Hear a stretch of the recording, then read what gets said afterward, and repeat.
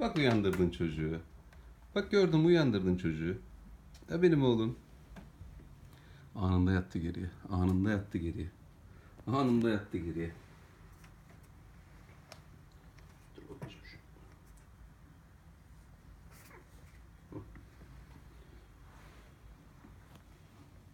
Ponçik.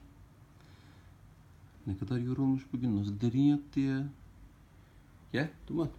Hadi uyandı Ponçik. Hadi uyandı Ponçik. Yarı sırası bakın uyuduğunu biliyor. Hiç yaklaşmamıştı Ponçik'e. Şimdi gördü uyandı. Hemen başladı muzurla. Üçkağıtçı. İzlemediyseniz henüz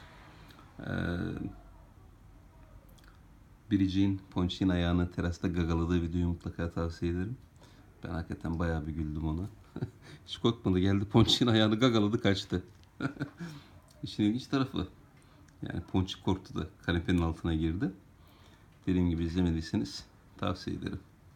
Ama bu kız da böyle yattı, şimdi bakar mısınız? Şimdi böylece yattı kaldı. Benim güzel kızım. Hiç ellemeyeyim uyanmasın. Aynı benim gibi ya. Kafayı koyduğu gibi uyuyor. Ne oldu babacığım, gel. Gel buraya gel. Gel buraya gel. Kanepenin arkasına girmiş altına. Oradan miyavlıyor. Benim kuzum. Sen ne yaptın da yoruldun bu kadar bugün? Arabanın içinde bir yarım saat bekledi beni marketteyken.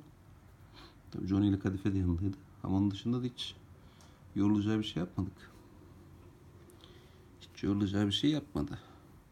Bir ara bir mazlumun bölgesine girdi, otların arasına. Onun yemeklerini çaldı. Çatır çutur sesi geliyordu. O kadar. Oy. Yatağında da yatmıyor. Ben odadan çıkınca geliyor, yatağına giriyor.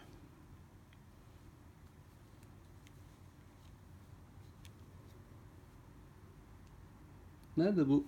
Duman nereye kaçtı? Duman? Neredesin oğlum? Gitti girdi kanepenin arkasına. Şu kulaklığımızı da bir uğrayalım, barından çıkartalım artık. Benim güzelim. Bırakayım da yatsın arkadaşlar. Bırakalım yatsın uyusun.